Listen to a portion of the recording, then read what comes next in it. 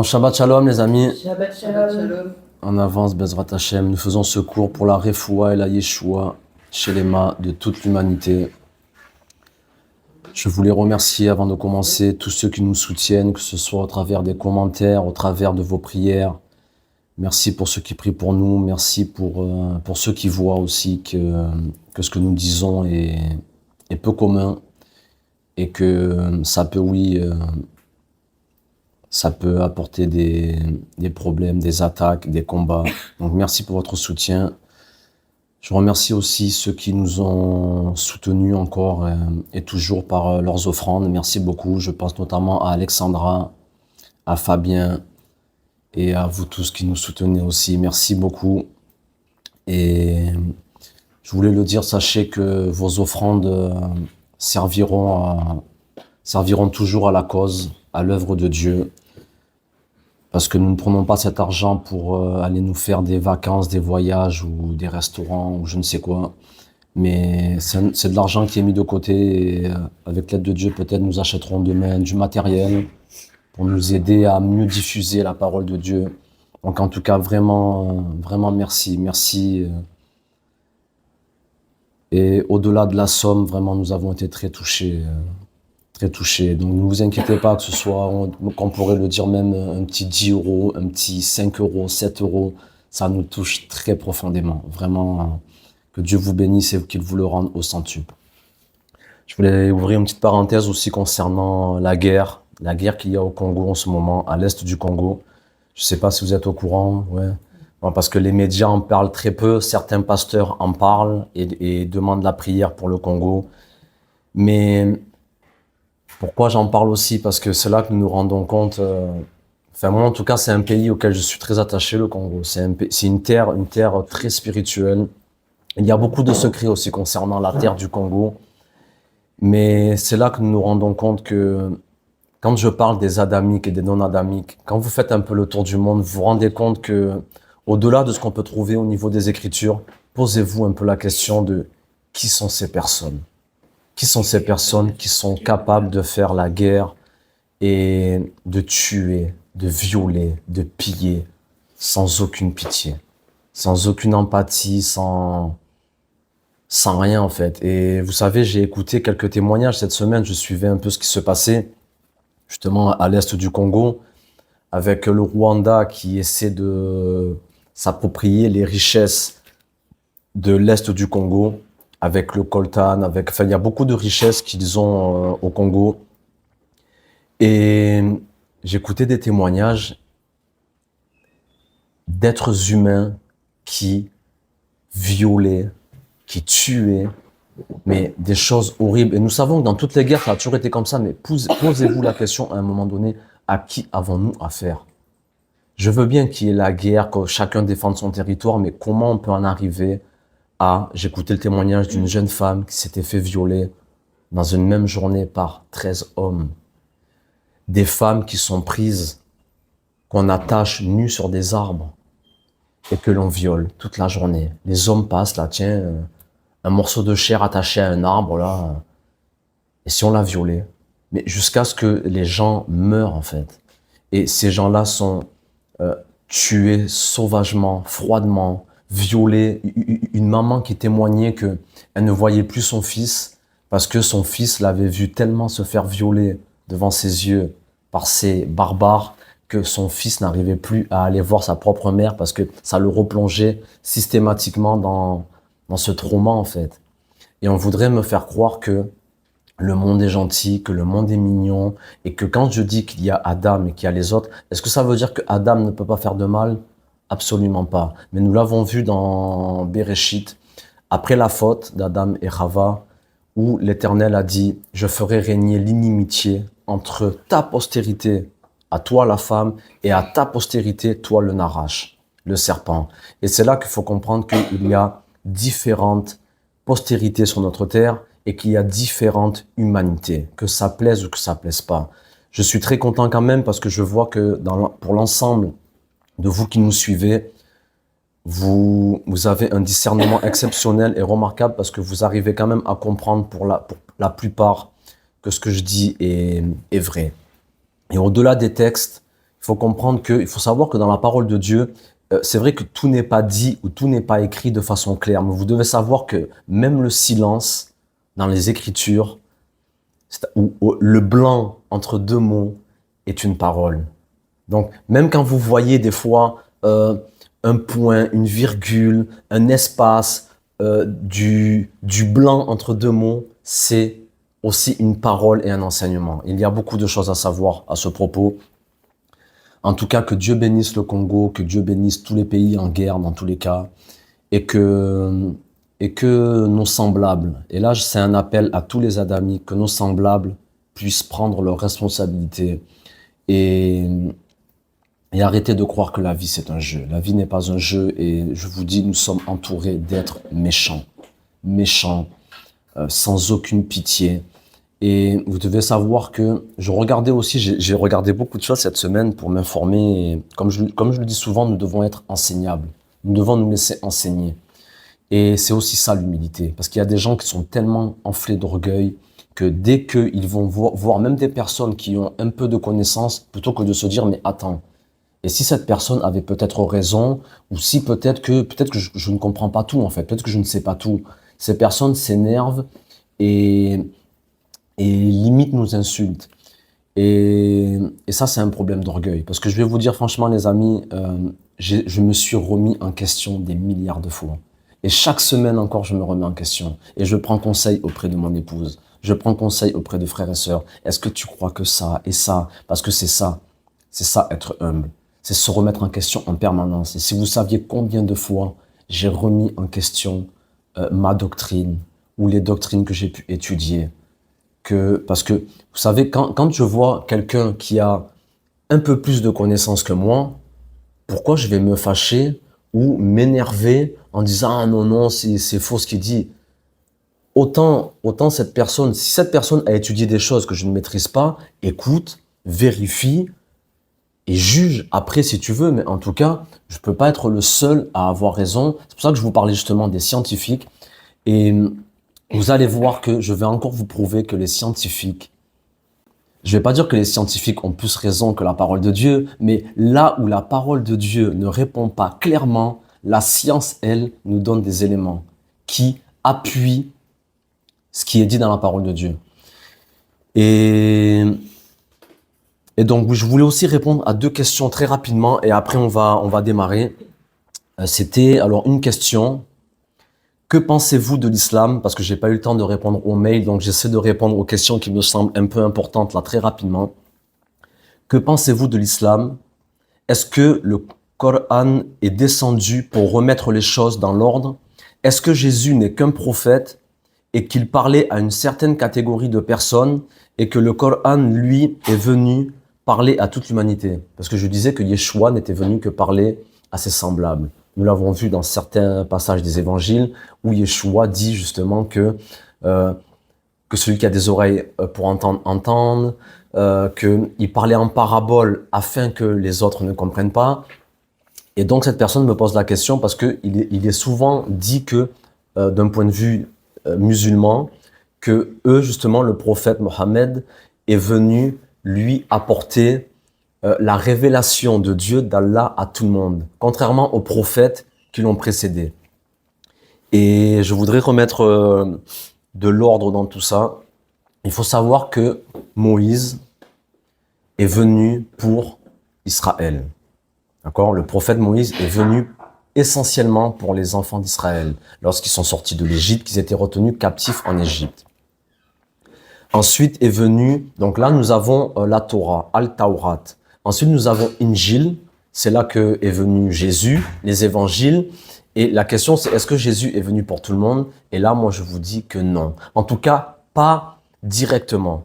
Indirectement, oui. Parce qu'en réalité, ce qu'il faut comprendre, c'est que tous les prophètes sont venus adresser un message toujours à un peuple en particulier. Mais l'objectif primaire, donc, c'est de s'adresser à un peuple, à des êtres choisis, à des êtres qui ont une structure d'âme particulière pour faire un travail spécifique. Mais après de là, une fois le message intégré, par extension, ce message doit quand même s'adresser à toute l'humanité. Mais essentiellement, lorsque Dieu choisit un prophète, c'est pour s'adresser à un peuple en particulier, toujours.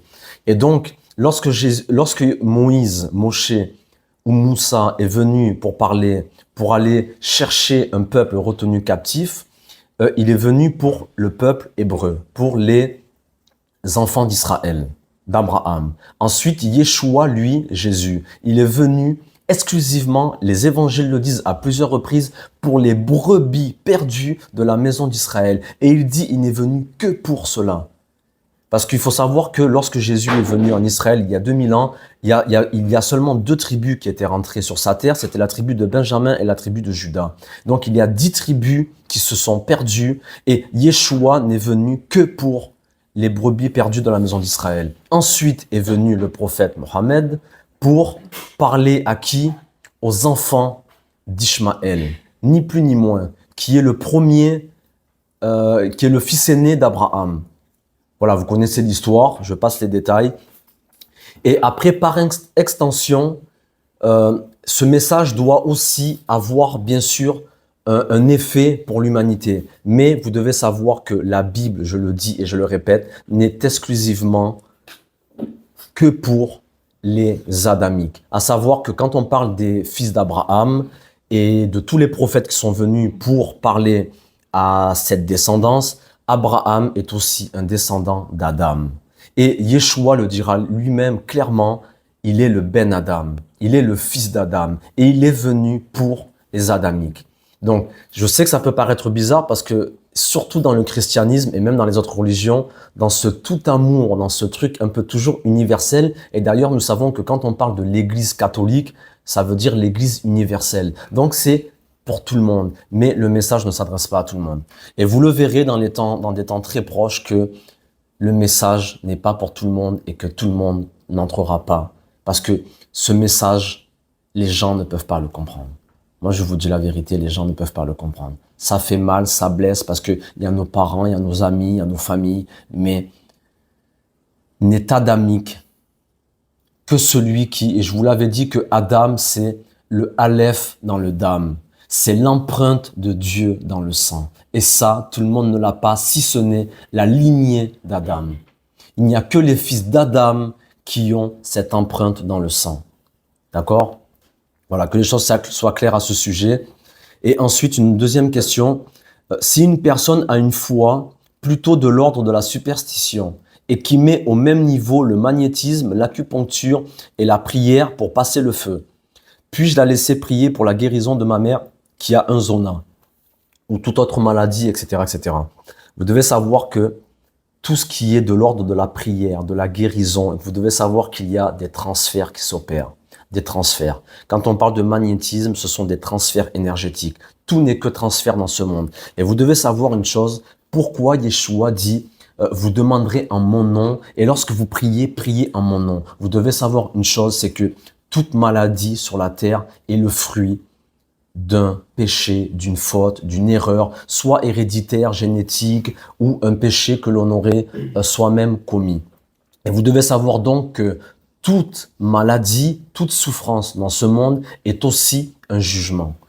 Un jugement. Et il faut savoir que lorsque un homme va prier, qu'il ait des pouvoirs, parce que nous savons qu'il y a beaucoup de guérisseurs sur la terre des hommes, mais vous devez savoir une chose, c'est que lorsque ces guérisseurs opèrent dans le monde des vivants et qu'ils font du magnétisme, de l'acupuncture, qui passent les gens par le feu, etc. Enfin, il y a beaucoup de choses. Vous devez savoir que ces gens-là, lorsqu'ils ne passent pas par le nom de Yeshua, mais c'est là qu'il faut comprendre comment c'est très spirituel la prière. Si vous ne passez pas, ou si ces personnes ne passent pas par le nom de Yeshua, ou par le nom d'une autre force, d'une autre entité, cette personne engage son propre nom. Et vous devez savoir que, et là on n'est pas dans ça marche ou ça marche pas, c'est satanique ou c'est pas satanique, démoniaque ou non. Vous devez savoir que lorsque vous verrez une guérison marcher, parce qu'une personne qui n'est pas en Dieu ou qui n'a pas les mêmes pratiques que nous, mais c'est pour ça que je vous dis, ne croyez pas que ça ne marche pas, ça marche. Mais vous devez savoir que cette personne a engagé sa propre vie, a engagé ses années de vie ou à peut-être même engager sa propre santé. Ça, vous devez le savoir. Lorsqu'une personne va prier pour quelqu'un et qu'elle n'engage pas le nom de Yeshua, qui a autorité sur toute maladie, etc., et sur toute puissance, cette personne a engagé son propre nom et sa propre santé. Et vous devez savoir que même si cette personne ne s'en rend pas compte aujourd'hui, elle a potentiellement réduit ses années de vie sur la terre des hommes. Parce que la guérison qu'elle a opérée, parce que cette personne a un pouvoir, elle a été quelque part soit contre les lois de la nature, soit contre un jugement qui avait été prononcé sur cette personne. Et donc, cette personne va automatiquement... en fait, cette santé que cette personne a donnée à une autre, ça lui sera demandé à elle. Et c'est là que vous allez voir que parfois des gens vont mourir prématurément ou des gens vont mourir eux-mêmes après de graves maladies ou de cancers parce qu'en réalité, en jouant aux apprentis sorciers ou aux apprentis guérisseurs, ces gens-là, en fait, qu'est-ce qui se passe? Ils donnent de leur crédit aux autres. Vous comprenez? Voilà, c'était pour... bon, je peux pas rentrer trop dans les détails, c'était pour répondre à ces deux questions qui me semblent importantes. Donc, que chacun fasse ce qu'il veut avec ce qu'il a. Moi, voilà, je vous ai prévenu. Faites très attention parce que dans ce monde, je le dis et je le répète, rien n'est gratuit. Il n'y a pas de gratuité. Quand tu vas guérir quelqu'un, sache-le. Et même surtout dans les milieux évangéliques, surtout charismatiques, où on impose les mains toute la journée et les gens sont là comme ça à vouloir trouver tous les jours des gens à qui imposer les mains, guérir et soigner. Sachez-le que si vous n'avez pas le discernement des esprits, si vous ne voyez pas clairement pourquoi cette personne est dans cet état, pourquoi cette personne est malade, etc., etc., gardez vos mains dans vos poches. Je vous le dis. Parce que vous ne savez pas à quoi vous vous engagez. Vous pouvez prier au nom de Jésus comme vous voulez. Vous ne maîtrisez pas tout. Vous ne savez pas tout du monde spirituel. Donc faites attention. Je ne dis pas de laisser les gens souffrir, mais priez avant. Soyez certains surtout d'être dans un état de sainteté quasi irréprochable. Surtout. Je ferme la parenthèse. Donc, pour revenir à notre sujet, Dieu créa Adam et 14 espèces humanoïdes. Là, aujourd'hui, nous allons avancer un peu et ne pas oublier que le thème, le véritable thème, c'est Matthieu 24, 37. Ce qui est arrivé à l'époque de Noé, arrivera de même au retour du Fils de l'homme. Donc, nous savons que l'histoire de Noé, l'époque de Noé, c'est le déluge. C'est les géants sur la terre. C'est la corruption à tous les niveaux, c'est la débauche et la dépravation, c'est la destruction de toute l'humanité, de tous les végétaux et de tous les animaux. La question qu'il faut se poser, c'est pourquoi Jésus, 2000 et quelques après Noé, nous prévient en nous disant « il en sera de même ». Il en sera de même. Qu'est-ce que ça veut dire? D'accord? Et j'aimerais aussi aborder un sujet très rapidement pour mettre un peu les choses au clair, parce que je vous dis franchement, je commence à être agacé un peu par tous les croyants qui nous entourent et qui sont d'une telle mauvaise foi, qui vous diront toujours oui, mais tout ce que tu dis c'est pas vrai, ne retranchez rien à la parole. C'est toujours pour vous faire culpabiliser. Et ces gens-là, moi je vous dis, même si ce sont vos pasteurs, fuyez-les parce qu'ils vous empêchent. Ils vous empêchent de réfléchir. Pourquoi? Pour que vous ne sachiez pas que eux-mêmes sont complices et que eux-mêmes sont potentiellement, je vous dis peut-être, des Néphilim, des Anakim, des Amalécites.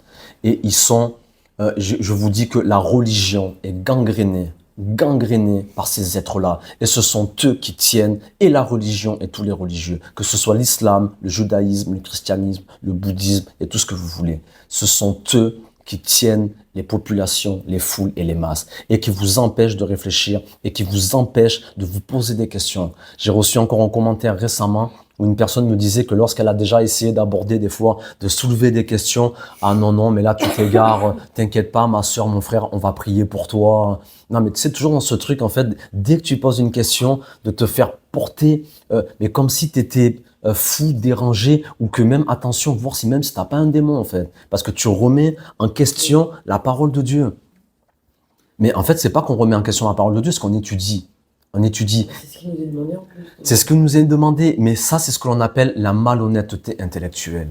c'est être malhonnête. Comme quand je disais que tout ce que la science a découvert et trouvé comme preuve d'humanoïde, mais c'est pas deux, trois comme ça et là. Ce sont des multitudes de preuves que nous avons. Et là, les gens, ils sont tellement malhonnêtes qu'ils continuent à dire « Ah non, non, c'est pas vrai, c'est pas possible ».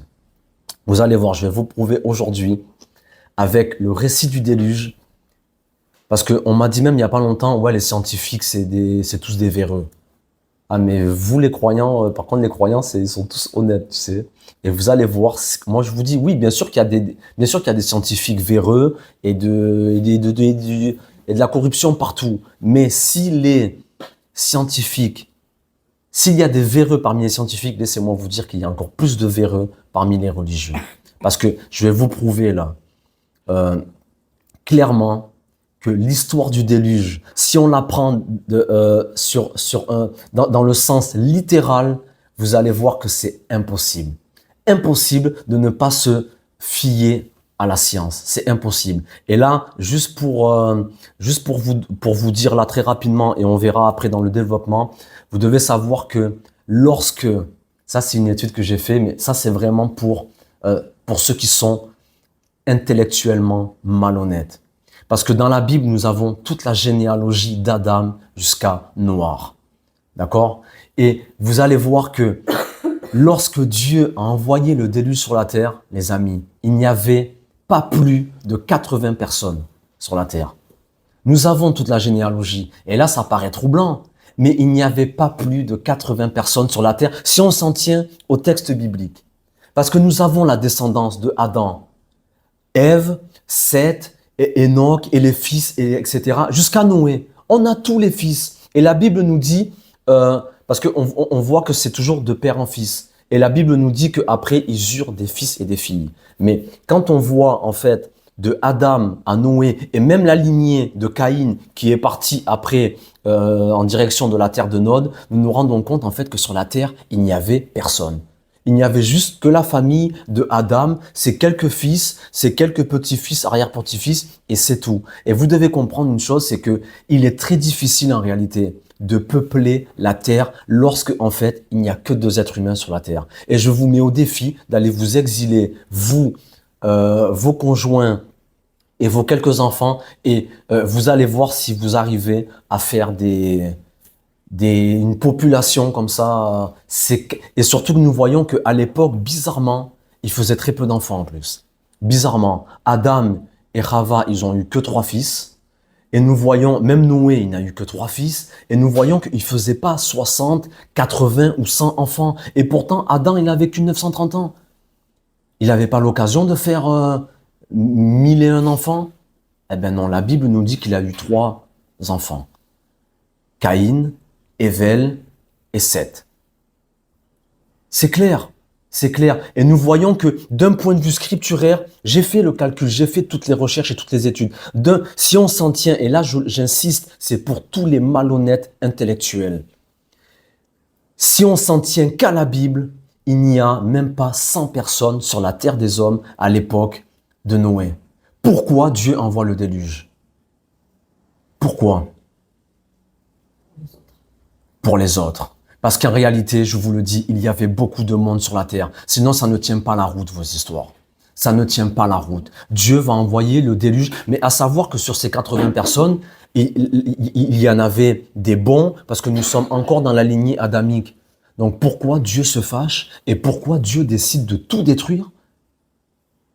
Et nous voyons que quand nous lisons à partir du déluge, nous voyons que la façon dont Dieu parle, et la terre était corrompue, etc. Mais nous voyons qu'en réalité, il y avait du monde sur la terre.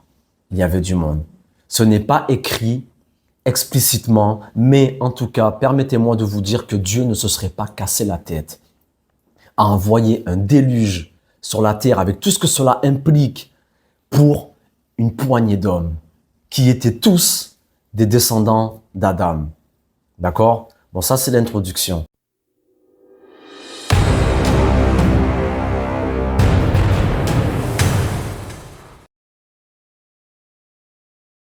D'où viennent tous nos problèmes? Pourquoi il y a autant d'incompréhension et autant de folie dans les milieux religieux?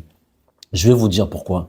Et même ça, voilà, pour répondre aussi à ceux qui disent, parce que moi, voilà, comme des fois on va dire que j'interprète un peu, disons, voilà, ne retranche rien, ne rajoute rien. Je vais vous dire une chose, je vais encore souligner la malhonnêteté de nos soi-disant frères et sœurs et de beaucoup d'hommes de Dieu. Parce que nos problèmes, ils viennent des Bibles. Des Bibles. Ah, c'est bizarre, un croyant qui vous dit que les problèmes que nous avons, ils viennent de la Bible. Vous devez savoir que la Bible n'est pas la même que dans les premières heures de ce que l'on appelle l'Église, ou même au fil du temps, les Bibles ont souvent été modifiées. Des livres ont été ajoutés et des livres ont été retirés. Et là, les gens vous disent que oui, la Bible, c'est l'œuvre du Saint-Esprit, etc. Mais laissez-moi vous dire, et là, je parle par exemple aux protestants et donc aux évangéliques, parce que il y a les catholiques, ensuite, il y a ce que l'on appelle les protestants qui sont sortis du catholicisme et qui sont revenus, on l'avait dit une fois, vers sola scriptura. Ok? Mais vous devez savoir que ensuite des protestants sont nés les évangéliques et toutes les branches que nous connaissons aujourd'hui. Mais vous devez savoir une chose, c'est que les Bibles que vous avez là, toutes là, les Louis II, etc., Semeur et tout ce que vous voulez, ce sont des Bibles contenant 66 livres. Mais vous devez savoir que jusqu'en l'an 1546, je crois de mémoire, donc pendant 1600 ans à peu près, les Bibles avaient 73 livres. Lorsque le protestantisme est né, ils ont retiré, eux déjà, 7 livres de la Bible. Mais, c'est-à-dire que le Saint-Esprit, pendant 1600 ans, la Bible c'était ça, les protestants arrivent, mais ce sont eux qui vous diront toujours, dès que vous essayez d'avoir une compréhension, ah non, mais ça c'est pas biblique, tu retranches de la parole de Dieu ou tu ajoutes des choses. Laissez-moi vous dire que ce sont eux qui vous disent ça souvent, qui ont retiré déjà, pour commencer, qui ont retiré 7 livres de la Bible. Parce que vous devez savoir que la Bible avant, pendant 1600 ans, elle n'avait pas 66 livres, mais elle en avait 73.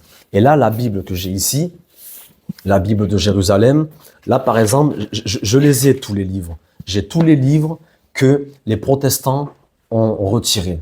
Déjà, donc vous voyez qu'il y a, si on veut parler de problèmes, il y a de très nombreux problèmes. Ensuite, vous devez savoir que voilà, ce vide se trouve dans l'Ancien Testament et il est dû à l'absence des livres suivants. Tobie, Judith, 1 Maccabée, 2 Maccabées, Sagesse, Ecclésiastique et Barour. Et vous devez savoir que la Bible éthiopienne, en français complète, a 88 livres. Donc vous, dans vos Bibles, vous avez 66 livres. La Bible des catholiques, elle en a 73 livres. Et la Bible éthiopienne, qui est l'une des plus complètes et des plus fiables, mais il faudrait pour cela même apprendre le Ge'ez, voir dans les textes vraiment originaux. Mais tout ça pour vous dire que donc la Bible éthiopienne a 22 livres de plus que nous. Donc imaginez peut-être la compréhension que eux ils ont des Écritures que nous n'avons pas. Mais le problème que nous avons, c'est que, par exemple, les évangéliques aujourd'hui vous diront que ces livres qu'ils ont retirés là, ce sont des livres apocryphes, qui ne sont pas fiables. Mais sauf que, en réalité, pendant 1600 ans, ces livres, on les avait dans nos Bibles, dans le canon biblique. Pourquoi ils disent que c'est pas fiable? Parce qu'il y aurait il y aurait d'après eux des erreurs ou des choses qui ne correspondraient pas, ou des choses... Il y a une preuve de ça, justement, que... Non, mais après, chacun a ses preuves, après, c'est une guerre. C'est une guerre, ce qu'on appelle des guerres théologiques. Et il y en a de très nombreuses. Mais vous devez savoir, en tout cas, que, et si jamais on nous cachait quelque chose, et si jamais, peut-être, par exemple, le livre d'Enoch, moi, je vous dis la vérité, le livre d'Enoch, c'est un apocryphe, mais que moi, j'ai étudié il y a quelques années, mais le livre d'Enoch nous parle et nous donne tous les détails de ce qui s'est passé lors du déluge, avec tous les noms des anges, carrément, qui sont descendus, etc. Mais il faut savoir que le livre d'Enoch est dans la Bible éthiopienne et elle était aussi dans le canon à l'époque. Mais ce sont des livres qui ont été retirés. Pourquoi? Là, c'est la question qu'il faut aussi se poser. Est-ce qu'on ne nous cache pas des choses? Donc, je continue. Autre chose, la Bible mentionne 24 livres qui furent écrits par les prophètes. Ces livres perdus, qui sont pourtant d'une grande importance, ne figurent que dans quelques Bibles, mais pas dans le canon biblique. C'est-à-dire que quand vous prenez votre Bible, que vous lisez toute la Bible, vous allez voir des livres que la Bible elle-même cite, mais ces livres, on ne les a pas en fait. Mais pourtant, c'est des livres qui sont écrits dans la Bible, donc ils sont fiables, parce que la Bible en parle, et cette Bible que l'on appelle le canon biblique nous dit que il y a des livres qui ont été écrits, mais des livres que nous n'avons pas. Et ces livres, ils sont au total de 24. Donc, rien que dans la Bible, là, Dieu, il nous donne quand même ce savoir et cette connaissance en nous disant que il y a 24 livres qui sont cités dans la Bible que nous n'avons pas. Donc, qui avait-il écrit dans ces livres et où sont ces livres? Et vous devez savoir que ces livres ont été pour la plupart brûlés et détruits lors de l'Empire, lorsque l'Empire romain a détruit Jérusalem, etc. Dans le temple, il y avait ces livres, ces rouleaux, ils ont été détruits.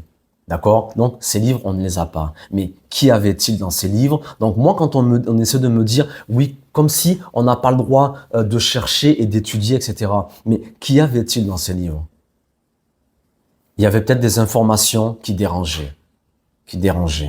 Et peut-être que eux, l'Empire romain, et nous savons que l'Église d'aujourd'hui a été fondée et bâtie par l'Empire romain. Et si jamais cet empire avait connaissance de certains écrits qui pouvaient mettre à mal leur doctrine et l'empire qui allait ensuite... vous comprenez? Donc voilà, ça c'était vraiment... Et je vous passe tous les livres, mais il y en a beaucoup.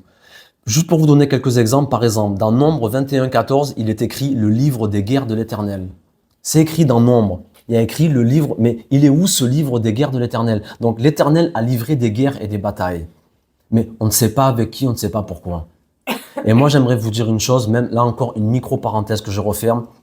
Même dans les Écritures, nous avons des semblants d'explications, nous parlant même d'extraterrestres et de guerres qu'il y a eu dans l'espace, des guerres interstellaires avec des pays qu'on ne connaît pas, qui ne sont pas répertoriés ni dans la Bible, ni dans notre carte mondiale. Et on sait qu'il y a eu des choses. Donc, quand vous me dites qu'il n'y a pas d'espèce humanoïde, il n'y a pas de non-adamique, je vous dis que notre monde, il est bien plus compliqué que ça. Et notre monde, c'est vraiment... Et le problème que nous avons, c'est que nous avons une vue très restreinte sur 20 ou 30 ans, et on a du mal, en fait, à imaginer ce qui aurait pu se passer il y a 6 000 ans, 15 000 ans, 100 000 ans.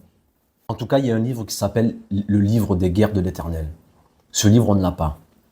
Ensuite, il y a le livre du juste ou le livre de Jachère, dans 2 Samuel 1,18.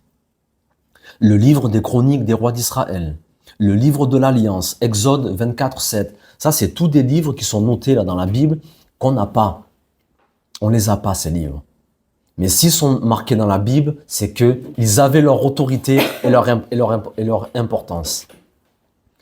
Ensuite, le livre de Samuel le voyant, le livre de Gad le prophète, le livre d'Ido le prophète, le livre de Jéhu, le livre des complaintes, le livre de Moïse, le livre des mémoires, la prophétie d'Achija de Silo, les révélations de Gédo le prophète, le livre d'Enoch, parce qu'il faut savoir que le livre d'Enoch, il est marqué dans la Bible, dans Jude 1,14. C'est écrit, le livre d'Enoch. Vous comprenez? Le livre de Osaïe, etc., etc., le livre de Baruch. Enfin, donc, il y a beaucoup de livres qu'on n'a pas. Donc, permettez-moi juste d'essayer d'apporter des éclaircissements quand on voit que au temps du déluge, il n'y avait même pas 100 personnes sur la terre. Et je vous dis, les amis, c'est impossible que Dieu se casse la tête à envoyer un déluge, à submerger la planète et pour en plus au final quoi, nous allons le voir dans la suite des temps, pour au final quoi, nous nous rendons compte qu'en fait, même après le déluge, il y avait encore plein de géants sur la terre et qu'en réalité, je vous dis, nous allons l'étudier aussi, quand nous voyons même du temps d'Abraham, toutes les civilisations qu'il y avait, mais c'est impossible que ces civilisations soient nées par les quelques personnes qu'il y avait sur la terre. C'est impossible, impossible, impossible. Et je ne remets pas en cause le déluge. ou la parole de Dieu, j'essaie juste de relever des anomalies et essayer d'apporter des réponses. Parce qu'il y a un problème. Il y a un problème avec l'histoire du déluge et des Écritures. Il y a un gros problème. C'est pour ça que moi je vous dis que Noé, sa femme, ses 3 fils et les femmes de ses fils sont rentrés dans l'arche, mais avec eux, beaucoup d'humanoïdes. Beaucoup de ces 14 espèces humanoïdes qui sont rentrées avec lui. Sans quoi il aurait été impossible de bâtir des civilisations dans un temps aussi court. Nous allons le voir avec Nimrod. Ce sont des contemporains de Noé. Et il y avait des civilisations, ils ont bâti des tours au point que l'Éternel encore descende et veuille confondre leur langage. Mais ils ont bâti comment? Ils étaient que quelques personnes sur la terre, vous comprenez? Bon, j'aimerais revenir aussi sur un passage rapidement. C'est un verset qu'on m'a souvent remis en commentaire. Où, vous savez, moi je vous disais que Rava, Ève, avait fauté avec le Narash, le serpent. Mais que le Narash n'était pas vraiment un serpent. Nous avons vu que l'Éternel a maudit le serpent et la malédiction du Narash, c'était maintenant, parce que tu as fauté avec Rava, tu marcheras sur ton ventre. Et la question c'était donc, avant tu marchais sur quoi? Là déjà nous avons l'information que, et c'est là qu'il faut comprendre que lorsque la Bible ne vous dit pas que avant il marchait sur ses jambes, mais vous devez comprendre que lorsque la Bible vous dit que après il marchera sur son ventre, c'est que nous avons une indication qu'avant il marchait sur autre chose. Et j'ai pas besoin que ce soit écrit pour le comprendre. C'est ça l'honnêteté intellectuelle, d'accord? Et donc il y a un verset qui est souvent revenu où en fait dans Genèse au chapitre 4 au verset 1, Adam connut Ève, sa femme, elle conçut et enfanta Caïn. Et elle dit, j'ai formé un homme avec l'aide de l'Éternel. Elle enfanta encore son frère Abel. Abel fut berger et Caïn fut laboureur. Donc là, en fait, on se dit, c'est bizarre que, moi je dis en fait que Caïn, il descend du serpent. D'accord? Et donc, que Caïn n'est pas adamique parce que son père n'est pas Adam. Ok, vous suivez là jusque-là? Et là, le verset, il nous dit, Adam connut Ève, sa femme, elle conçut et enfanta Caïn. Donc là, on a l'impression que ils se sont unis, Adam et Ève, et qu'elle enfanta Caïn, et après, au verset 2, elle enfanta encore son frère Abel. D'accord? Mais vous devez savoir que, comme je vous le dis souvent, la Torah est codée, et ce sont des mystères. C'est vrai que ce sont des mystères. Vous devez savoir avant tout que la faute d'Adam et Chava, ce n'est pas une faute physique, mais c'est une faute spirituelle. Et lorsque je dis que le Narash, le serpent, ou cet homme serpent a séduit Chava et qu'ils ont été ensemble, il faut comprendre que nous sommes dans un monde spirituel. Nous sommes sur une faute spirituelle. Et en fait, il faut comprendre que la semence du serpent qui a été injectée dans Chava, c'était avant tout une semence spirituelle. Mais vous devez comprendre que déjà, dans ce verset, Adam connut Chava, sa femme. Elle conçut et enfanta Caïn. Mais nous voyons que pour Caïn, il est écrit Adam connut Ève, sa femme. Elle conçut et enfanta Caïn. Et nous voyons au verset 2, elle enfanta encore son frère Abel. Il n'est pas écrit elle conçut. C'est-à-dire que pour Caïn, il est écrit elle conçut et enfanta. Donc elle conçut quoi en fait? Et pourquoi c'est pas écrit pour Abel, elle conçut encore et enfanta Abel? Là, c'est pas écrit. Et c'est là que je vous dis, il faut faire très attention aux Écritures. Et il faut savoir que ce qu'elle a conçu, en fait, Chava, elle a conçu le mal en étant avec le serpent. Et c'est pourquoi elle a enfanté Caïn. Et il faut savoir que Caïn, en hébreu, c'est aussi Kin'a, c'est la jalousie. Il faut savoir que, pour ça, quand on dit en français Caïn et Abel, nous, on a l'impression que c'est 2 prénoms. Un, il s'appelle Caïn, l'autre, il s'appelle Abel. Mais en fait, Caïn, c'est Kin'a, c'est la jalousie. Donc, en fait, il faut savoir que Rava, en fait, elle conçut le mal. Elle conçut Acha, elle conçut le mal et enfanta la jalousie. Et c'est pour ça que Caïn, après, a tué son frère Evel. Et vous devez savoir que Abel, encore une fois, au-delà d'un prénom, Abel, en hébreu, c'est Evel. Et Evel, c'est aussi Alev, le cœur. Quand vous prenez les lettres du mot Evel, Abel, c'est aussi Alev, qui signifie le cœur. Et Caïn, c'est Kin-A, c'est la jalousie. D'accord? Mais c'est pour ça que je vous dis, ce sont tous des codes, la Torah. Donc vous devez savoir que, de même qu'il est écrit dans Job, au chapitre 15, au verset 35, il conçoit le mal. Là, pourquoi je dis ça? Pour voir le verset où Ève conçut et enfanta. Et il est dit à ce sujet dans Job, chapitre 15, au verset 35, il conçoit le mal et il enfante le mal. Il mûrit dans son sein des fruits qui le trompent. Et c'est la faute en fait qu'il y a eu avec le serpent, le Narash et Chava. Et la preuve de ce que je dis se trouve juste le chapitre suivant, dans Genèse au chapitre 5 et au verset 3. Donc là, Adam connut Ève, sa femme, elle conçut et enfanta Caïn. Ça, c'est Genèse au chapitre 4 et au verset 1. Mais moi, je vous dis que Caïn n'est pas de la descendance d'Adam. C'est une autre descendance, c'est une autre postérité, c'est la postérité du Narash. C'est la postérité dont l'Éternel dira au Narash, je ferai régner la haine entre ta postérité et sa postérité. Et nous voyons que dès après la malédiction, que se passe-t-il? Caïn tue son frère Abel, comme par hasard. Et regardez ce qu'il est dit au chapitre 5 et au verset 3. Adam, âgé de 130 ans. Donc là déjà, pourquoi la Bible nous dit Adam âgé de 130 ans? On nous a jamais parlé de l'âge d'Adam avant. Là d'un coup, on nous dit Adam âgé de 130 ans. Donc qu'a-t-il fait de tout le temps jusqu'à ces 130 ans? Que s'est-il passé? On ne sait pas.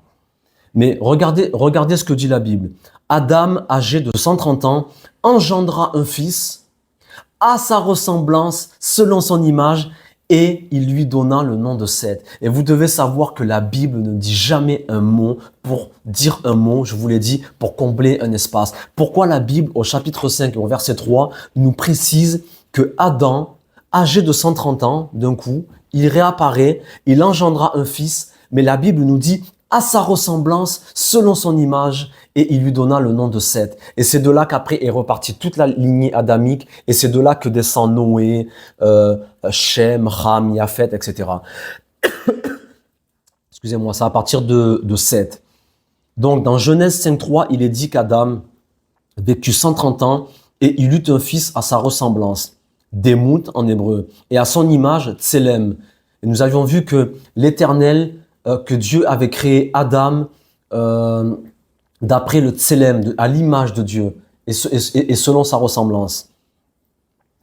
Ces deux termes ici ont toute leur importance puisque la première fois où l'on rencontre ces mots dans la Bible, c'est pour nous parler de la création d'Adam. D'accord?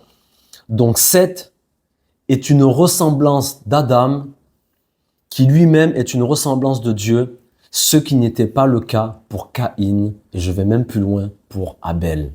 Et je vais vous poser une question, pour ceux qui disent que ouais, tout ça c'est des bêtises. Déjà, pourquoi, au chapitre 5 et au verset 3, pourquoi la Bible, pourquoi Dieu nous précise et pourquoi il veut que nous ayons cette information que Seth, lui, est un fils à la ressemblance et à l'image de qui? De Adam. Pourquoi c'est pas écrit ça pour Caïn et pour Abel?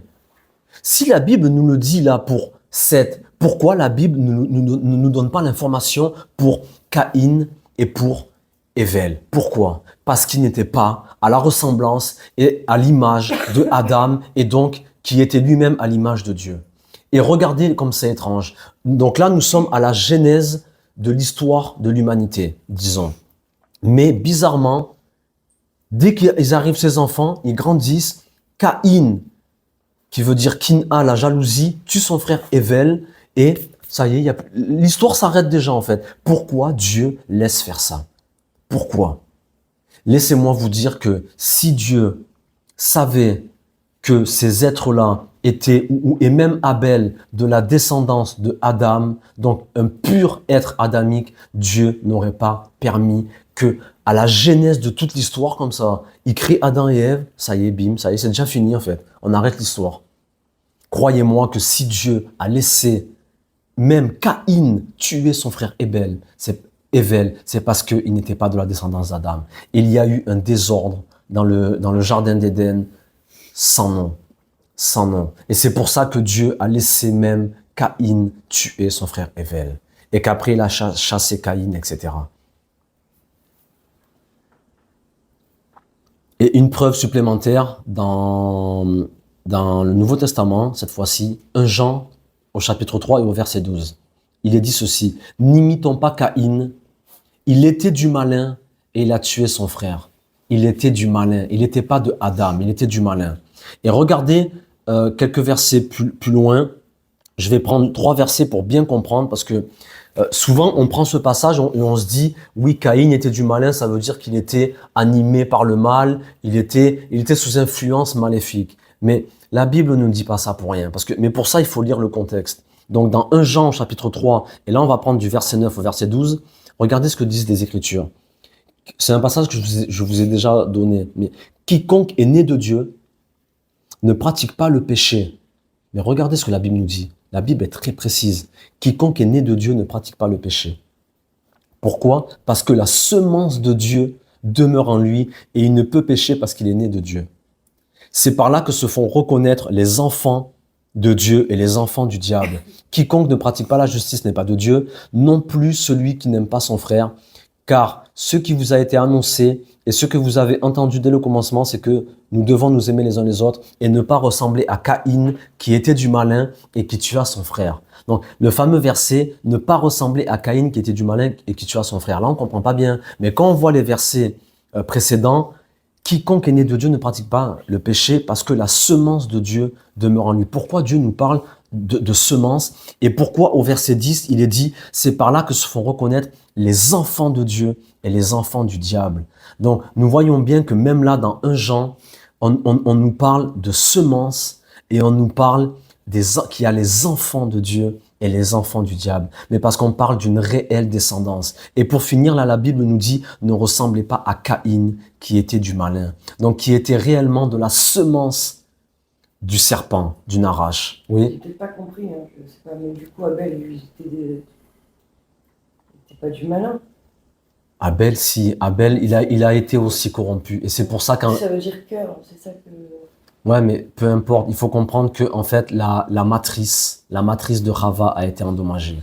Et il faut savoir que la semence qui a été déposée en elle, lorsque Adam a été vers sa femme Rava, en fait, est sortie de ses entrailles cette semence, parce que pourquoi? On voit que Rava elle a conçu et elle a enfanté. Elle a conçu le mal et enfanta la jalousie. Et il faut savoir que, mais comme je vous dis, la Bible ne nous dirait jamais à propos de Seth que celui-ci, particulièrement, est à l'image et à la ressemblance de Adam. La Bible dit clairement.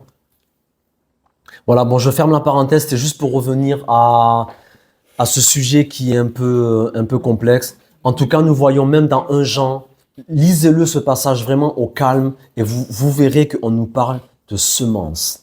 On nous parle de quiconque est né de Dieu. On nous parle des enfants de Dieu, des enfants du diable. Et bizarrement, là, à la fin de ce passage, on nous parle de Caïn, qui était du malin, et de ne pas lui ressembler.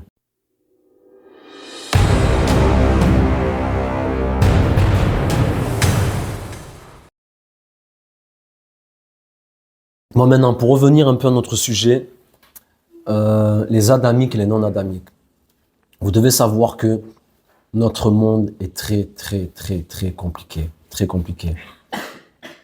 Et là, je vais vous parler un peu de génétique. Je voulais pas rentrer dedans, mais juste pour vous donner un petit échantillon d'un point de vue génétique et aussi au niveau des neurosciences. Parce que j'ai appris même quelque chose cette semaine, Andrea qui nous a envoyé qui nous a fait un partage et voilà, c'est pour ça que je vous dis, soyons enseignables, parce que vous voyez, j'ai appris quelque chose cette semaine que je ne savais pas au niveau des neurosciences. Il a été prouvé qu'il y a des êtres humains sur la terre qui ne sont pas comme nous. C'est ce que l'on appelle les psychopathes. Des gens qui n'ont pas d'empathie, qui n'ont pas... Mais ça a été prouvé avec les IRM. Et ils ont fait ces tests sur des personnes en prison qui ont commis des crimes. Mais il faut savoir que ça a été fait sur un petit échantillon dans des prisons. Mais en tout cas, c'est prouvé scientifiquement qu'ils ne réagissent pas comme nous et qu'il y a... En fait, il y a quelque chose au niveau cérébral qu'ils n'ont pas. Qu'ils n'ont pas. Et c'est pour ça que ces êtres-là, ce qu'on appelle des psychopathes ou des sociopathes, ce sont ces gens-là, je vous dis les amis, qui sont à la tête de nos gouvernements et qui dirigent notre monde. Parce que ce sont des gens qui n'ont pas d'empathie. Et ça a été prouvé scientifiquement, ça. Et quand j'ai découvert ça, je suis resté bête parce que nous, on le sait, parce que nous avons le discernement spirituel, donc on sait qu'il y a des gens, ils sont pas comme nous. Mais quand la science te le dit, oui, c'est vrai. Eux, là, ces êtres-là, ils sont pas comme vous. Et il y en a beaucoup. Et il faut savoir, parce que je me suis aussi un peu renseigné du coup sur le sujet, n'est pas psychopathe que celui qui passe à l'acte et qui va tuer 3, 10 ou 15 personnes. Il y a des psychopathes au milieu de nous, dans votre travail. Non mais les amis, il y a des Mais encore une fois, le psychopathe, ce n'est pas quelqu'un qui va forcément tuer son chat, son canard ou des gens. Il y a des gens sur la terre, je vous dis, quand je vous parlais tout à l'heure de ce qui se passe à l'est du Congo, je vous dis ce que nous avons vu lors de la Seconde Guerre mondiale, comment des populations entières comme ça, du jour au lendemain, se retrouvent à vouloir exterminer un autre peuple. C'est qui ces gens? Mais on ne parle pas de faits comme ça. C'est qui ces gens? C'est qui? Et je vous dis les amis, pour tous ceux qui refusent de croire à ce que je dis, parce que ce que je dis est grave, j'en suis conscient, à ceux qui refusent de croire, vous allez voir que la vie, et je m'excuse de le dire, la vie me donnera raison. Quand vous allez voir ces peuples-là demain se lever, être réveillés, vous allez voir que nous sommes entourés pour la grande majorité de gens qui sont des psychopathes. Et vous ne le savez pas encore. Vous ne le voyez pas encore. Pourquoi? Parce que j'ai étudié aussi le sujet j'ai étudié aussi cette étude au niveau des neurosciences. Vous vous rendrez compte que beaucoup de personnes agissent comme vous et moi de manière empathique. Mais pourquoi? Parce que il faut savoir que au fil des générations, au fil du temps, en fait, il y a ce que l'on appelle dans nos sociétés le mimétisme. C'est-à-dire que ces gens-là, en fait, ils se sont intégrés et ils savent que ça s'appelle faire le bien. Et en fait, par mimétisme, ils font le bien. Mais au fond d'eux, à l'intérieur, il n'y a rien. Et même quand ils vont faire le bien, en fait, ils le font pour eux. Ils le font de manière égoïste, égocentrique. Et en réalité, ce n'est que eux et eux. Et la Bible dit que vous verrez dans la fin des temps, l'amour d'un plus grand nombre se refroidira. Pourquoi? Parce que vous devez savoir que ces gens-là, en réalité, ils n'ont d'amour que eux-mêmes. Je vous le dis. Le sacrifice pour les autres, ce qu'on fait là, le travail que l'on fait pour essayer d'éveiller la génération, de se donner pour les gens, d'aider l'humanité, ces gens-là, ils n'ont pas ça. Je vous dis, ce n'est que eux et eux. C'est tout. Bon, pour revenir du coup à la génétique, parce que ça, même ça, c'est des commentaires aussi qu'on m'avait partagé, mais pourquoi y a-t-il, parce que regardez, d'après les créationnistes religieux et malhonnêtes intellectuellement, je pèse mes mots, pourquoi y a-t-il différents groupes sanguins si on est tous pareils et s'il y a une seule racine d'être? On nous dit, notre papa à tous, c'est Adam, notre maman à tous, c'est Rava. D'un point de vue génétique, ça devrait pouvoir se prouver. Eh bien, la science nous prouve l'absolu contraire. On va me dire encore, oui, les scientifiques, c'est tous des véreux. Et nous, les religieux qui avons lu 3 versets de la Bible, on connaît tout. Non, non les amis. Et vous devez savoir, par exemple, qu'il y a les 4 groupes sanguins. O, A, B et AB. Il y a aussi le facteur Rhésus, qui détermine si votre groupe sanguin est positif ou négatif. Il est important de connaître son groupe sanguin pour savoir à qui l'on peut donner du sang, mais également de qui l'on peut en recevoir. Parce que vous devez savoir, les amis, que ceux qui donnent leur sang, ils pensent que leur sang, votre sang, il ne peut pas être reçu par tout le monde.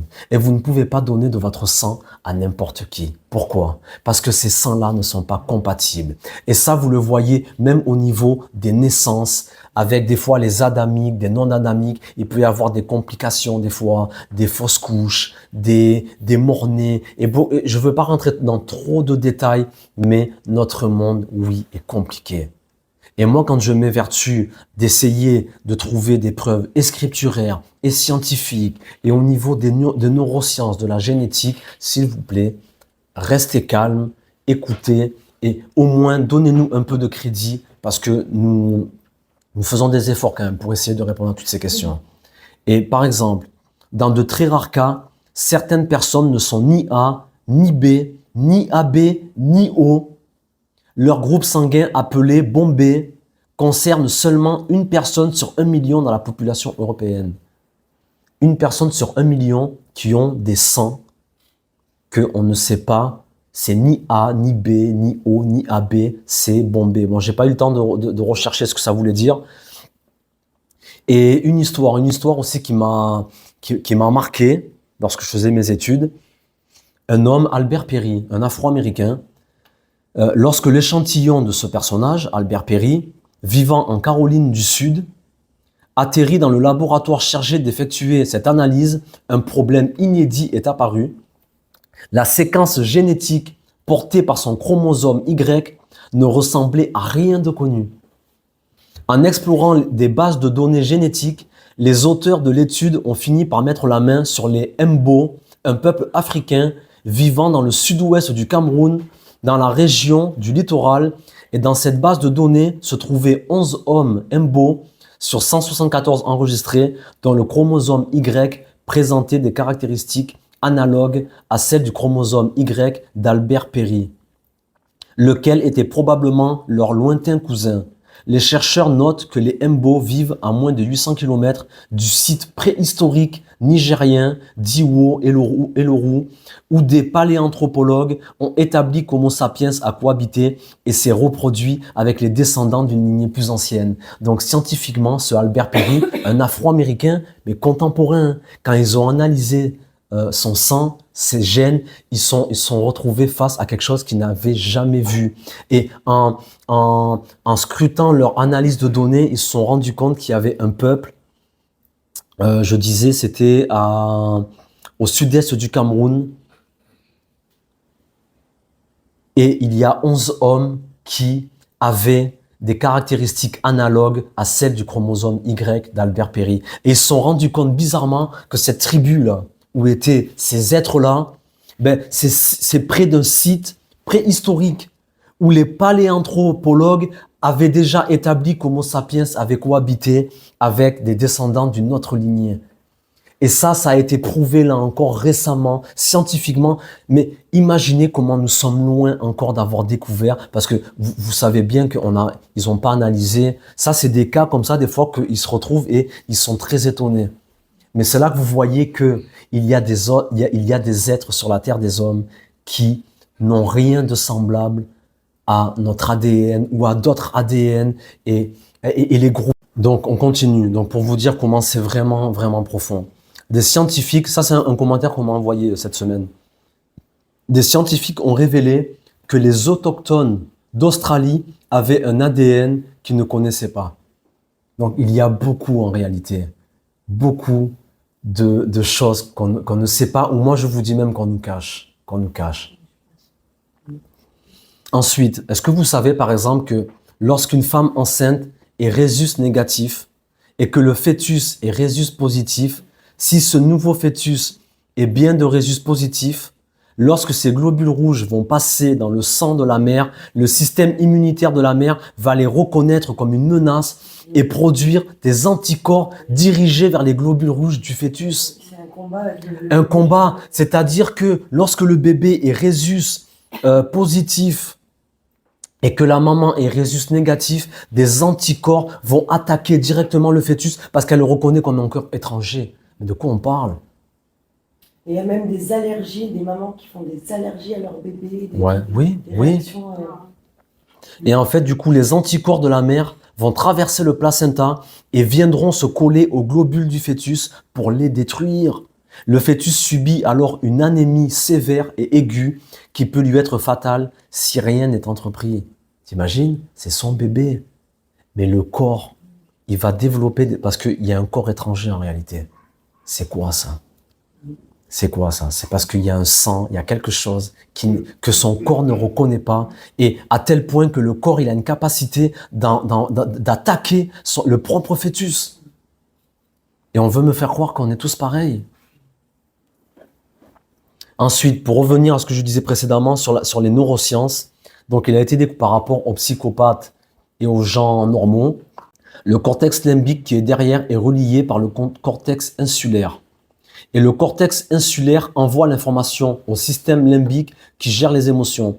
Et c'est ce système qui me donne l'empathie, la tristesse, et c'est ce qui fait finalement mon humanité.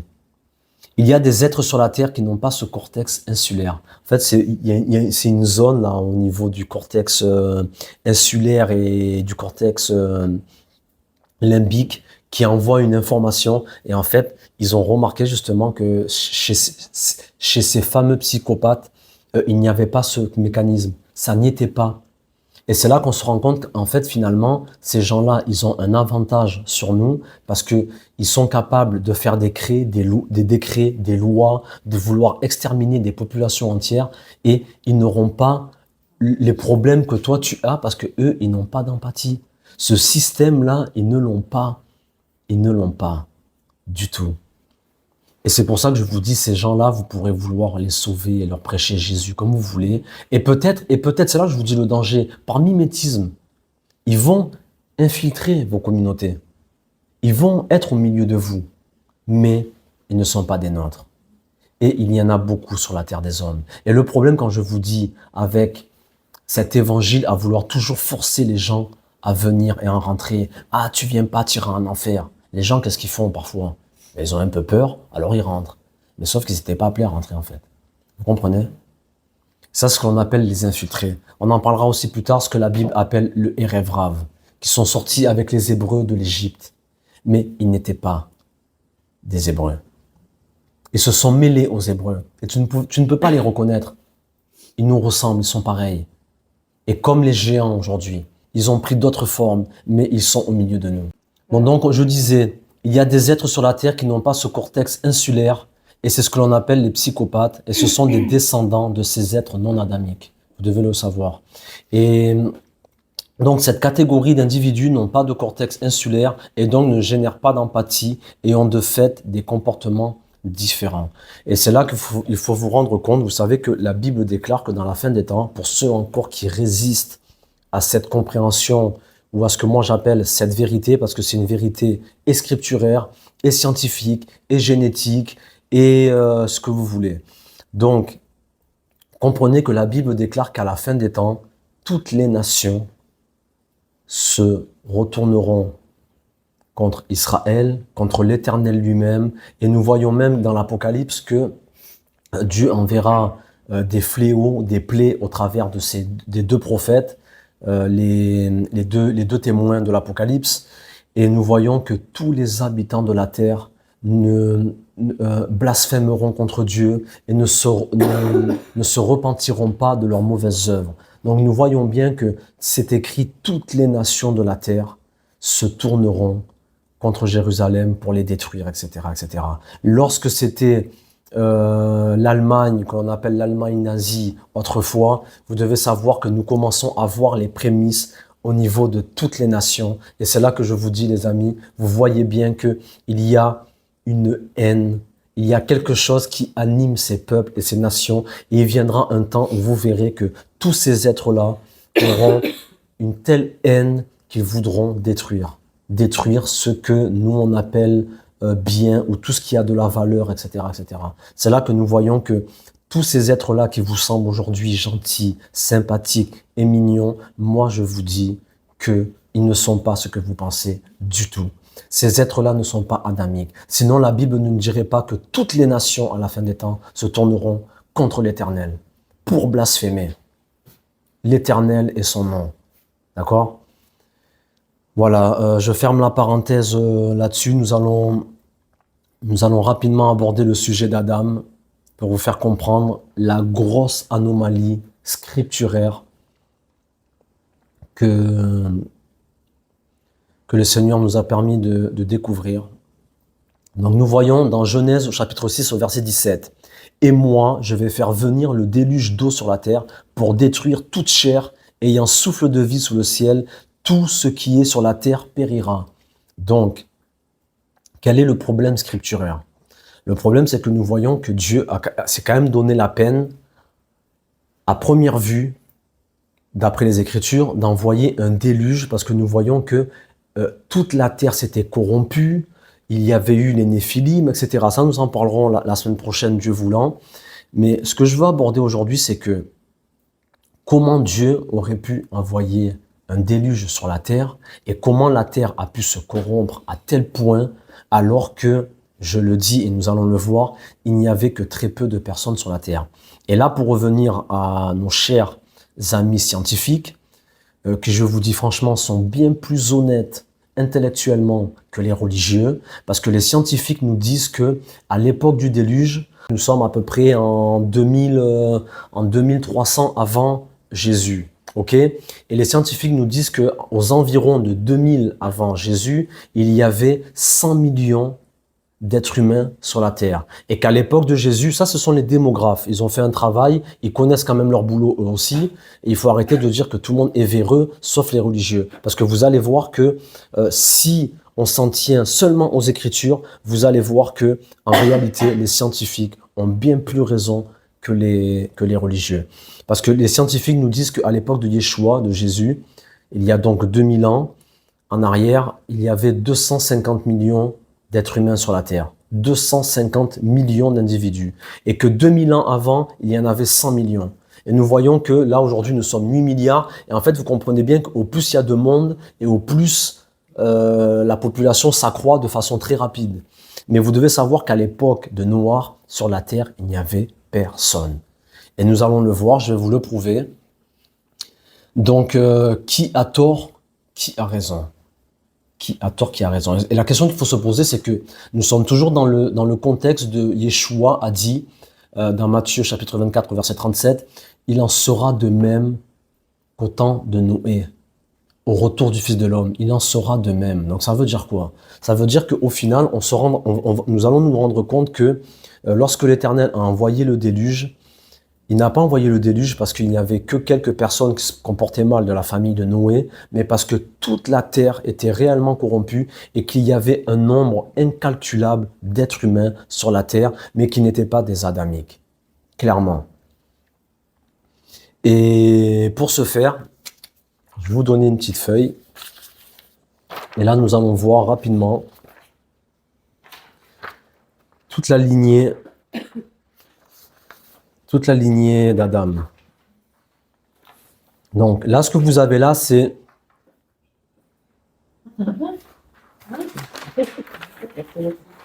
donc là, ce que nous allons voir là, c'est l'arbre généalogique de Adam à Noach. Vous voyez tout en haut Adam, d'accord? Vous le voyez. Nous voyons ensuite en dessous il y a Abel, Abel qui n'est plus, ok? Nous voyons sur la ligne de gauche, nous voyons toute la descendance de Caïn qui a tué Abel. Et là, nous voyons Caïn, Enoch, Irad, Maoujaël, Mathusaël, Lamech, Ada, Zila, Jabal, Tubal-Caïn, Jubal, Naama. Ça, c'est la lignée de Caïn. D'accord? Et vous devez savoir, j'ouvre une parenthèse sur la lignée de Caïn. Je ne sais pas si vous connaissez Tubal-Caïn, mais c'est un nom très connu, bizarrement, dans ce que l'on appelle les loges. Dans les loges maçonniques, je ne sais pas si vous connaissez, non? Tubal-Caïn, vous avez jamais entendu parler? Mais en fait, il faut savoir que Tubal-Caïn, par exemple, au rite écossais rectifié, c'était le mot de passe initial de l'apprenti. Au rite émulation, Tubal-Caïn est le mot de passage donnant accès du 2e au 3e grade.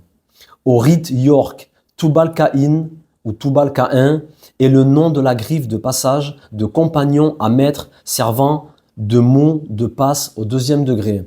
Au Réa, c'est le mot de passe du maître, ce mot est Tubal-Caïn. Donc là, je vous ai donné juste quelques loges maçonnique, et vous devez savoir que ces êtres-là, encore une fois, bizarrement, et vous savez qui c'est qui tient nos gouvernements et qui contrôle, on va dire, aujourd'hui nos populations, quand on parle de franc-maçonnerie, des Illuminati, que tous les chanteurs, les artistes qui sont tous là-dedans, et qu'aujourd'hui, quelque part, si tu veux monter ou réussir dans la société, il faut appartenir à ces loges. Et regardez, quand je vous dis qu'il y a la descendance d'Adam et que les autres ne sont pas adamiques, pourquoi? Là, je vous pose la question aujourd'hui, en 2025, pourquoi dans ces loges, on retrouve bizarrement, dans toutes ces loges, le fameux nom de Tubal-Caïn, qui est un descendant de qui? De Caïn. Et c'est Tubal-Caïn. Et donc, vous voyez bien, je vous dis, les amis, ces êtres-là, qui sont dans ces cercles ésotériques, ils ne sont pas adamiques. Et ce sont eux qui tiennent tout dans nos sociétés. Et ils ont pour Dieu Tubal-Caïn, qui descend de Caïn. Ensuite, nous allons de l'autre côté.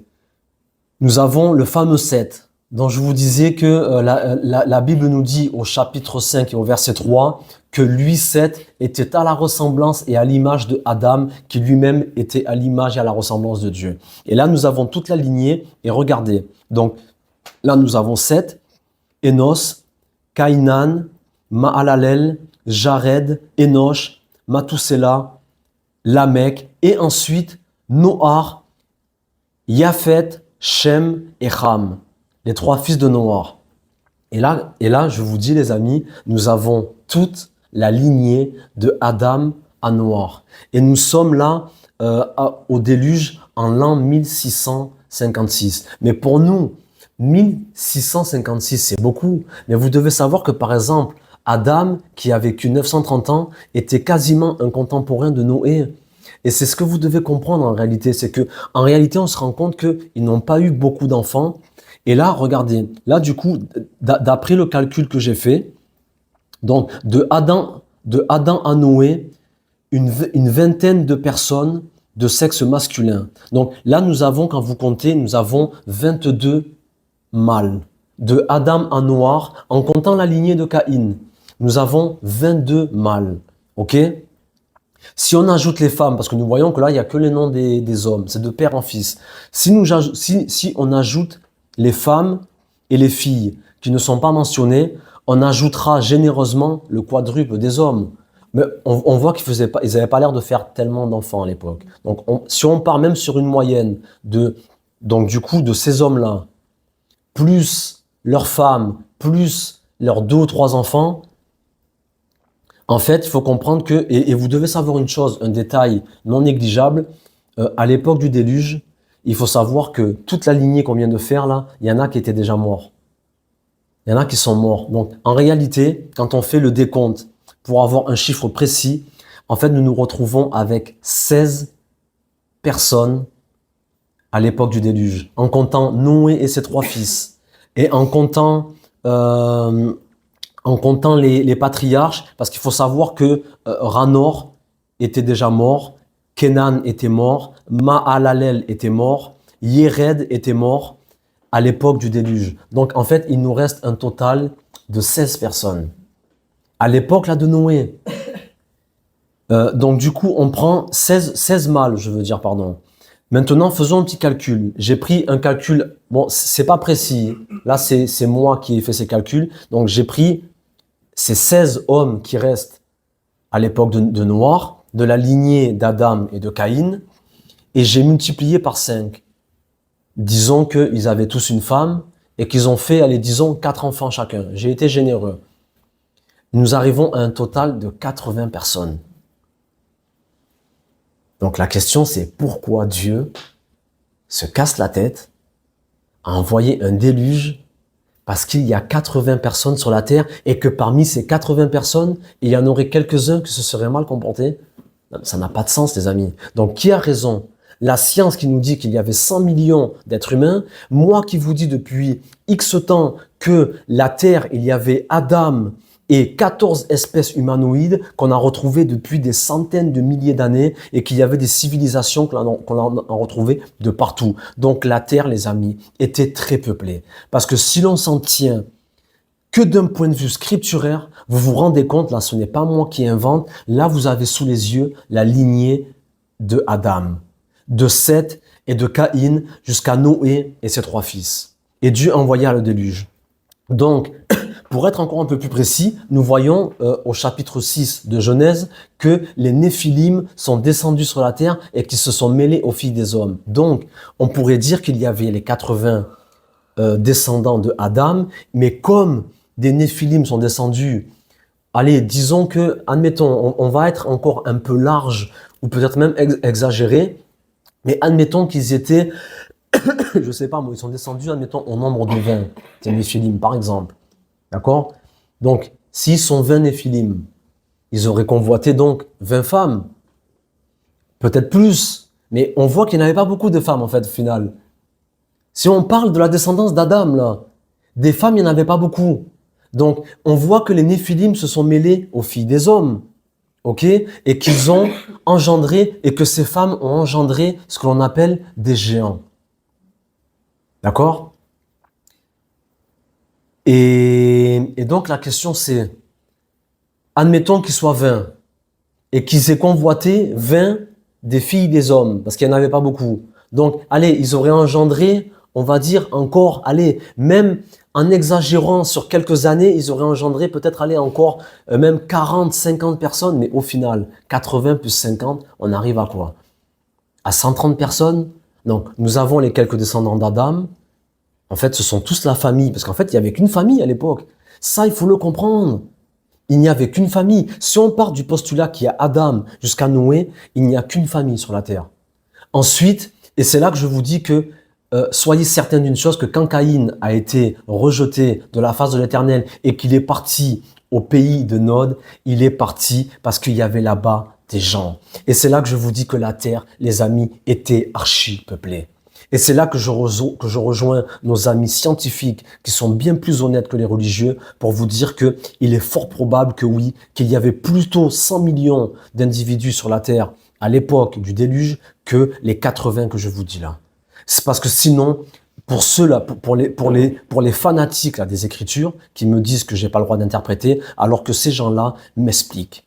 Qu'ils m'expliquent ces gens-là d'où sortent tous ces êtres humains-là à tel point que Dieu décide d'envoyer un déluge et de tout détruire. Ce n'est pas possible, les amis. Soyons honnêtes. C'est quoi qui vous paraît le plus crédible? La science ou les religieux? Clairement. Non, au final, quand tu connais les Écritures et les scientifiques, mais tout s'accorde, ça va ensemble. Mais t'as ces religieux malhonnêtes qui refusent de s'associer aux faits scientifiques. Ah non, non, c'est pas possible. Dieu n'a pas créé Adam et puis d'autres, il y a que Adam. C'est faux. Vous le voyez très clairement. C'est bien de connaître des connaissances. Mais bien sûr que c'est bien, c'est super intéressant.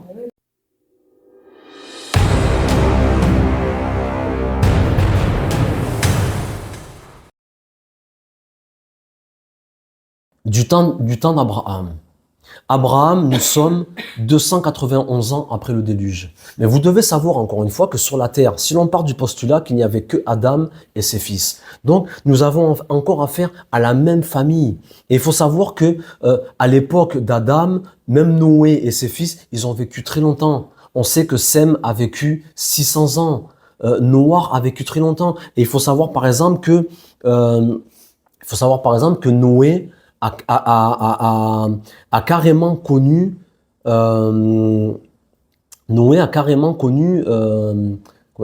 Abraham et même Isaac, même le fils d'Abraham, Isaac, parce que nous quand on dit le déluge, Abraham c'est 291 ans après Noé. Nous avec nos yeux à nous, qu'on vit pas longtemps, on se dit ah mais c'est loin.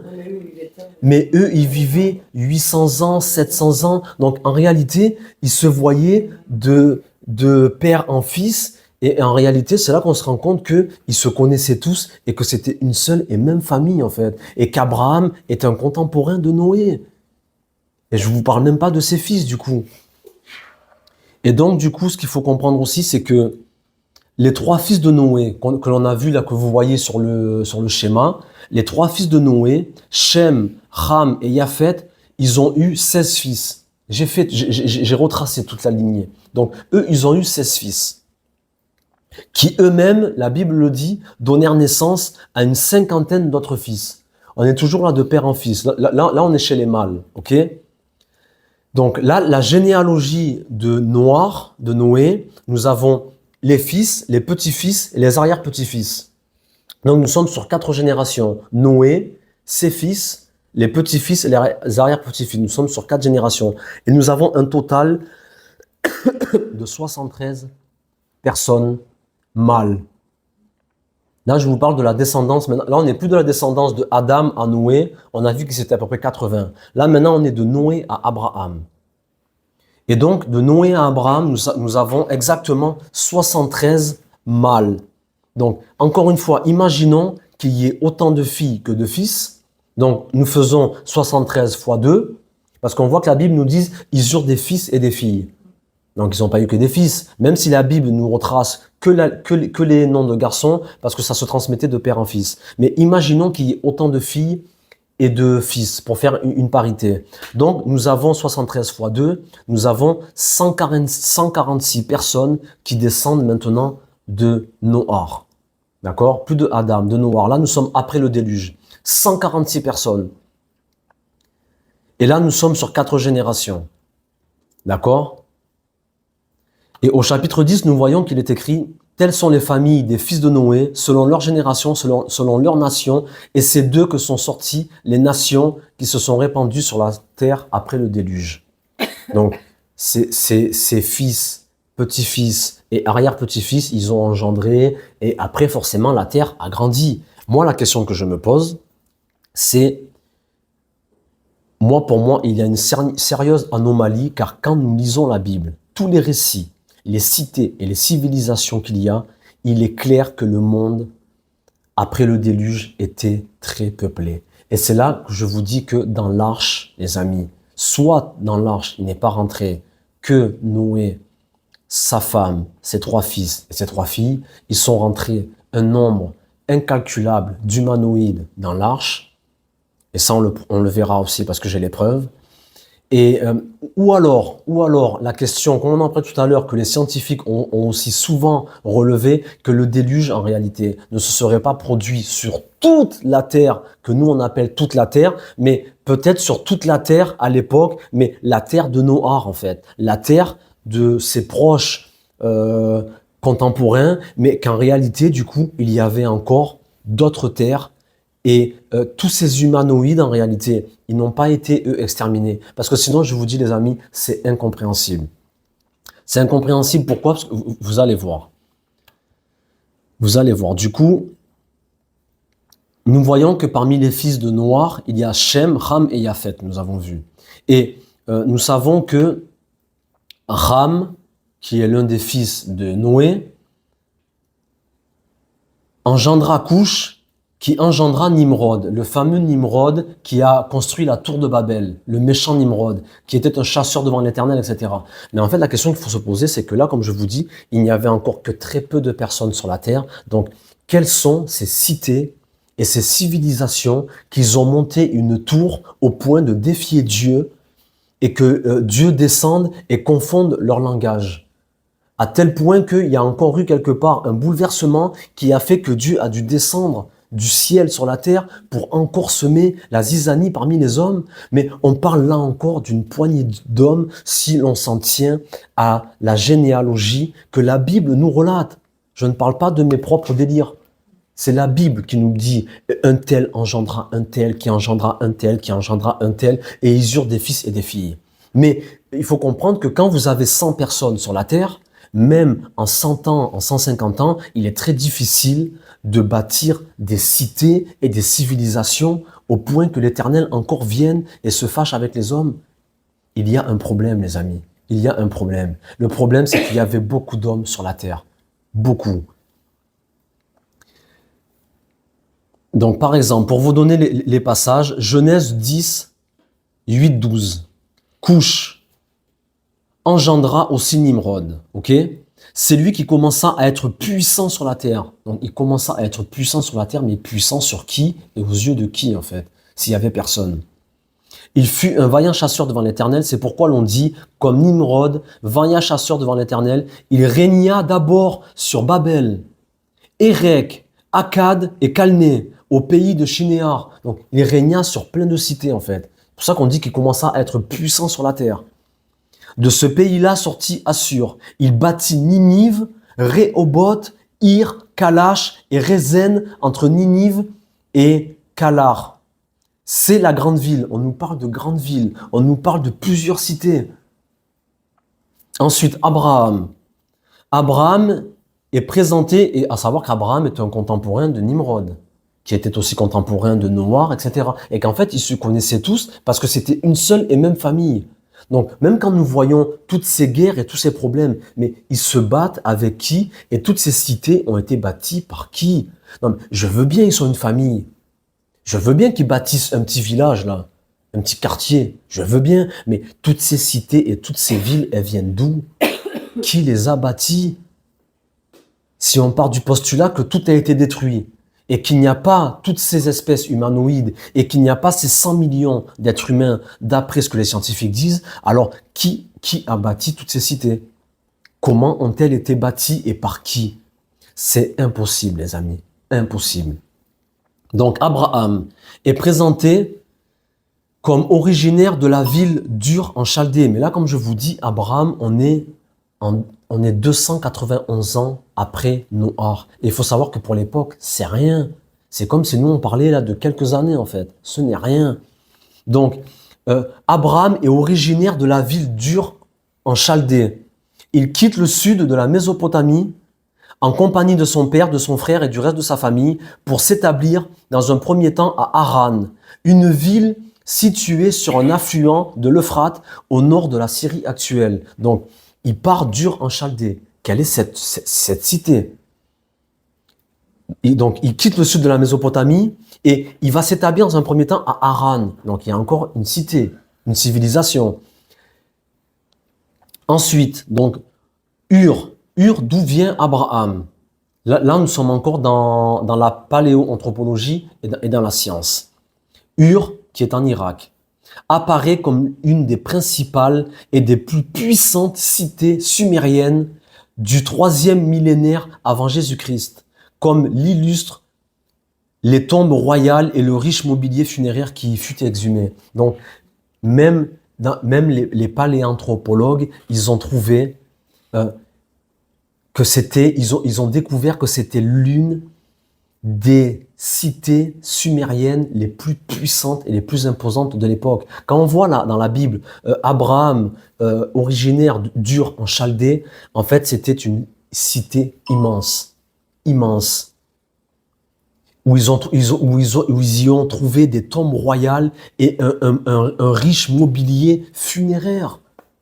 Donc, comment tout ça c'est possible s'il n'y a que Abraham, son père Térar, et les quelques ascendants depuis Noé? Comment c'est possible? Ils ont trouvé ça, ces civilisations les ont trouvées, elles ont été datées. Et là, on ne pourra pas me sortir la fausse excuse que tous les rabbins, tous les pasteurs nous sortent, que oui, les eaux du déluge étaient bouillantes, donc le carbone 14, on ne sait pas dater. Là, on parle d'après le déluge. Là, on est après le déluge. Ensuite, elle reste une ville importante au début du 2e millénaire avant Jésus-Christ. Donc, le 2e millénaire avant Jésus-Christ, là, on parle du temps d'Abraham. Comme l'attestent les nombreuses découvertes de constructions et de tablettes cunéiformes effectuées pour cette période par les équipes archéologiques dirigées par Léonard Woolley, qui explorèrent ces ruines entre 1922 et 1934. Donc, tout ce que je vous dis là, les amis, c'est factuel, c'est prouvé. Nous avons affaire à de grandes civilisations, à des cités monumentales. On continue. Donc, on voit que Abraham quitte Ur en Chaldée et qu'il se dirige vers Haran. Ok? Donc, Haran, qui est en Turquie, a aussi révélé sa grandeur au travers de fouilles archéologiques datant de 2000 ans avant Jésus-Christ. Exactement la période quand nous parle là d'Abraham.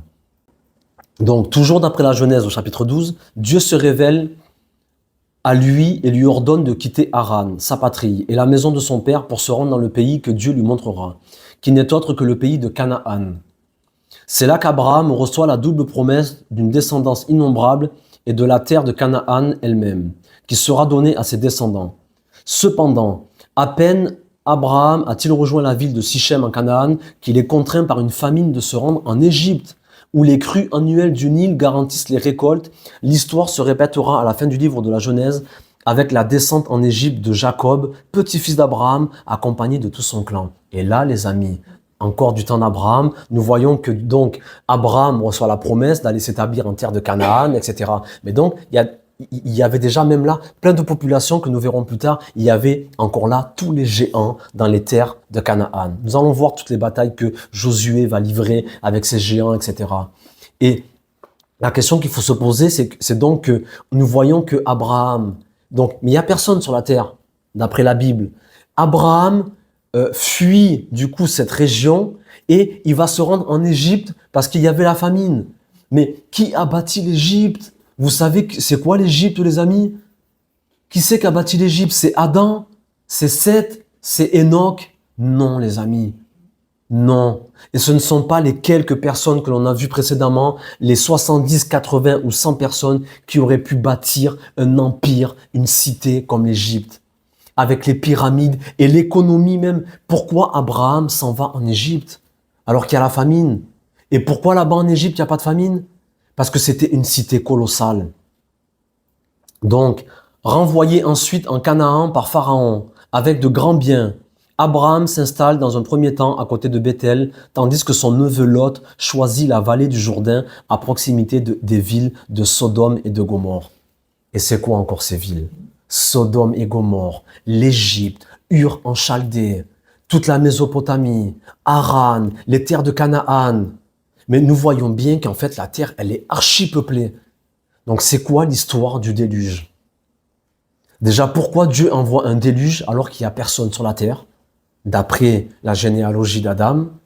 Et pourquoi, après le déluge, nous voyons qu'il y a des sites? Et qu'en fait, Abraham, il va d'un lieu à l'autre. Et en fait, nous voyons bien qu'Abraham, il rencontre plein de gens partout, en fait. Il va en Égypte, il va là-bas, il va là-bas. Et ce sont des grandes civilisations, de grandes cités. Et c'est là que je pose la question. Moi, je vous dis franchement, j'ai pas toutes les réponses. Moi, je vous invite juste, je nous invite à réfléchir et d'arrêter de vous laisser manipuler par les religieux. Vraiment. Arrêtez de vous laisser manipuler. Est-ce que vous voyez qu'il y a un problème? Il y a un problème. La terre qui peut qu'elle soit purifiée, tout simplement, la nature. Ouais, mais nous voyons quand même que après, en fait, c'est pareil, si ce n'est pire. Peut-être à un endroit précis. Et c'est là que je suis obligé de me poser la question. Et si les scientifiques n'avaient pas raison? Est-ce qu'il y a... J'ai lu que ça n'avait pas touché la terre comme c'est écrit. Mais ça, c'est ce que disent les scientifiques. Mais encore une fois, les religieux malhonnêtes, ah non, non, les scientifiques, c'est des véreux. C'est nous les meilleurs. Mais rendez bien vous compte, d'après tout ce que... Et ça, je vous... Pardon, mais par exemple, Sodome et Gomorrhe, c'est précisé que c'est un endroit précis. Oui. Mais comme tout... C'est pas écrit la terre, quoi. Voilà, c'est écrit la terre. Oui, c'est écrit la terre, mais c'est vrai que quand on lit les Écritures semblent nous dire que toute la terre a été immergée par les eaux du déluge. Mais parce qu'on nous a planté ça dans la tête depuis qu'on est exactement. Mais moi, ce que j'aimerais vous dire, moi, les amis, c'est que je pense, ce que je pense, que Noé est rentré dans l'arche avec des êtres, avec sa famille, les 8 que l'on voit dans l'arche, et qu'il a préservé aussi quelques humanoïdes d'une certaine espèce, d'une certaine catégorie.